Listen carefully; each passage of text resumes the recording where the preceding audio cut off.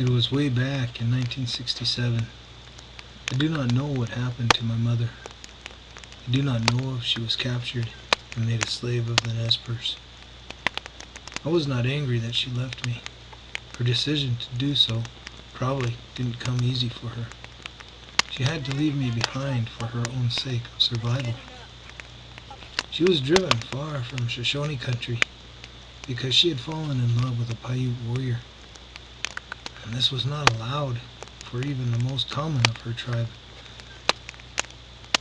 She was a real Shoshone Indian princess, and she was expected to be given to a Shoshone chief from another band. And this forbidden love brought great shame upon the family, so her father banished her from the tribe. It was her cousin, Big Webb, who escorted her to the Nez country and then left her. To make matters worse, it was during the snowfall season.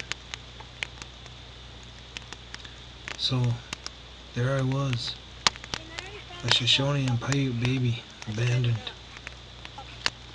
It was the time of the long night moon. It was cold and snowing. Though I didn't know very much, only because I was a newborn, I knew enough not to cry, else the hungry coyotes or the Nez war party would find me. So there I lay near the Snake River, wrapped tightly in a cradle board and covered with a buckskin blanket. I suppose that it was by some miracle that St. Joseph appeared and took pity on me, a poor, lone, heathen infant. I tried to resist at first, because I had heard these black ropes could turn a red soul to white by chanting in some strange language and making a sign with their hand. I was weak, hungry, and needing changed in a bad way, so I had become enslaved to this St. Joseph. St. Joseph took me to his lodge, made of brick and glass. It was a big lodge, and it was warm, but at the same time cold. He handed me to his angels, and they showed me great kindness. They cleaned me up, doctored me, and filled my belly with warm milk.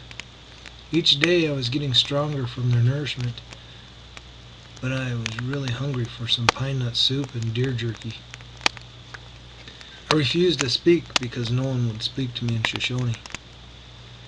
I did smile to show my appreciation, but that was all I would give them.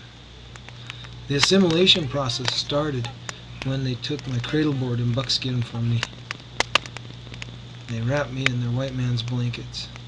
I was angered because I knew what they were up to. But the white man's blankets, they were really soft and warm. After some thought, I determined that just because I was willing to adapt to using these new blankets, I was still an Indian, and that I would resist any other attempt to assimilate me to their ways.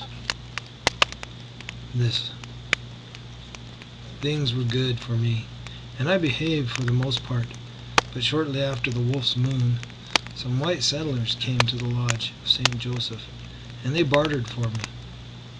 I'm not sure how much I went for, but on the day of the groundhog, St. Joseph and his angels gave me to Larry the logger and his woman. Before leaving, the angels told Larry to watch me closely.